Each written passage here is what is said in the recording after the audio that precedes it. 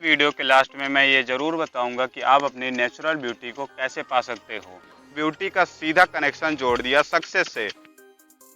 अगर क्रीम लगाने से कोई गोरा हो जाता तो आज दुनिया में सबसे ब्यूटीफुल लोग मेकअप कंपनीज के फाउंडर ही होते। अगर साबुन लगाने से कोई गोरा हो जाता तो सबसे गोरे साबुन बनाने वाले लोग होते। साबुन से अगर कीटाणु मर जाते तो इन कंपनियों के फाउंडर तो कभी बीमार पड़ते ही नहीं। पर ये फाउंडर्स बीमार भी पड़े, गोरे भी नहीं, फिर भी आपको ये दावा करते हैं कि आप ये चीज लगाइए, हमारा प्रोडक्ट यूज कीजिए और आप गोरे हो जाइए। और ब्यूटी का सीधा कनेक्शन जोड़ दिया सक्सेस से। अगर आप सक्सेसफुल होना चाहते हैं तो आपको ब्यूटीफुल दिखना चाहिए, हैंडसम दिखना चाहिए। हर इंसान की स्किन का एक नेचुरल कलर होता है। अगर आप उससे ब्राइट दिखना चाहते हो तो आपको सर्जरी ही करवानी पड़ेगी। और कई बार सर्जियां सिर्फ बेनिफिट ही नहीं देती, उनके साथ कई साइड इफेक्ट भी दे देती हैं, जो कि आपको जीवन भर झेलना पड़ता है। इस वीडियो में आपको कुछ 3-4 चीजें ऐसी बताऊंगा जिसका यूज करके आप अपना नेचुरल ग्लो पा सकते हैं। अगर आप ये सोचते हैं आप काले हैं और क्रीम लगाकर कुछ साबुनों का यूज करके आप गोरे हो जाएंगे, तो ये पॉसिबल तभी हो सकता है अगर आप चींटी को लिपस्टिक लगा लें, मच्छर को कपड़े पहना लें या तो अंधभक्त को समझा लें। अगर आप ये 3 चीजें कर लेते हैं तो जरूर आप अपनी स्किन का कलर ब्राइट कर सकते हैं। यकीन मानिए मेरा, ऐसी दुनिया में कोई चीज नहीं जो आपको गोरा कर सके, आपको आपकी नेचुरल ब्यूटी से और ऊपर तक ले जा सके। इस वीडियो के लास्ट में मैं ये जरूर बताऊंगा कि आप अपनी नेचुरल ब्यूटी को कैसे पा सकते हो। और इस चीज का यूज बड़े बड़े ब्यूटी पार्लर करते हैं, बड़े बड़े एक्टर्स करते हैं। ब्यूटी पार्लर में इसके पैसे लगते हैं, पर मैं आपको बता दूंगा आप फ्री में इसका यूज कर सकते हैं। और इसका ना ही कोई साइड इफेक्ट है ना ही कुछ। अगर आप कुछ दिन यूज कीजिए, अगर आपको इसका बेनिफिट नहीं दिखता है तो वीडियो में वापस आकर जितनी गाली लिखना है आप लिख के जा सकते हो। और उससे पहले थोड़ी क्रीम की बात कर लेते हैं, जो आपको ये दावा करती है हमारी क्रीम लगाइए और उसमें अपना ग्लो बढ़ाइए। हमारे ऊपर 200 सालों तक अंग्रेजों ने राज किया, जो कि गोरे थे। उनको अपना धंधा चलाना था, लेकिन हमारे यहाँ लोग ब्यूटी को इतना महत्व देते ही नहीं थे।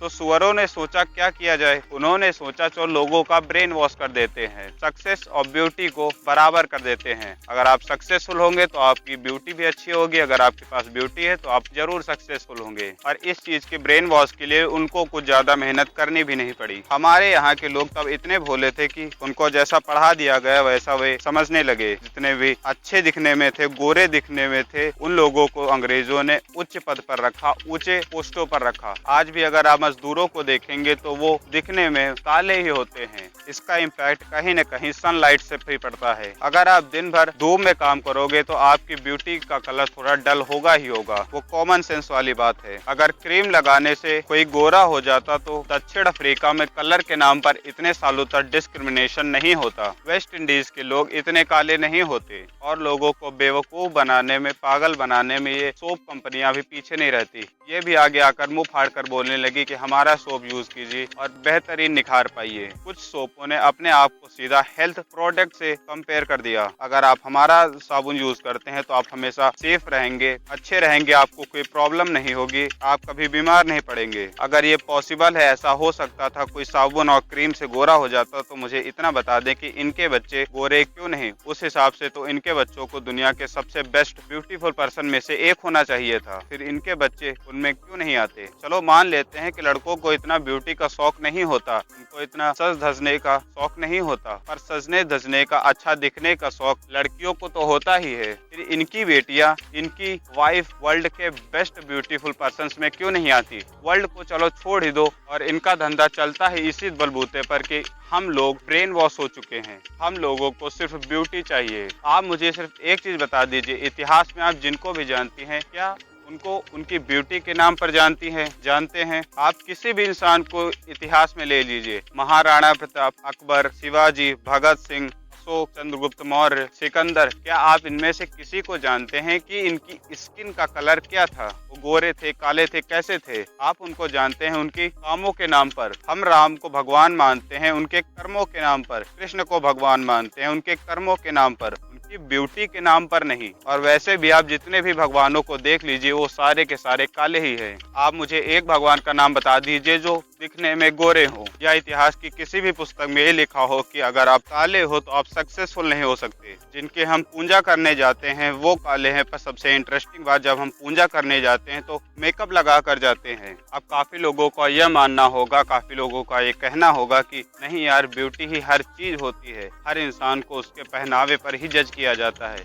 आप मुझे एक चीज बताइए, मानिए आपके सामने रतन टाटा जी एक्सीडेंटली आ जाते हैं, उन्होंने फटे हुए कपड़े पहने, एकदम भिखारी की तरह कपड़े पहने हैं, तो क्या आप उनको उनके कपड़ों से जज करेंगे या आप उनको उनके काम पर जज करेंगे? जो उन्होंने देश के लिए किया है वो भले ही किसी ने किया हो, आप उनको जज करोगे उनके काम के नाम पर, उनके पहनावे के नाम पर नहीं, उनकी ब्यूटी के नाम पर नहीं। अब आप सोचोगे चलो वो तो रतन टाटा हैं, चलिए एक रैंडम पर्सन का केस ले लेते हैं। आप एक रैंडम सी रोड पर खड़े हैं और आपके सामने एक भिखारी आ जाता है, आप उसको उसके कपड़ों से जज करते हैं, मन ही मन उसको गाली देते हैं कि ये कैसा इंसान आपके सामने आ गया, आपके बगल में आकर बैठ गया, और कुछ समय बाद उसको लेने के लिए दुनिया की सबसे महंगी महंगी गाड़ी आती है, रोल्स रॉयस, BMW, इस तरह की फरारी वगैरह तरह की गाड़ियां आती हैं उस इंसान को लेने के लिए।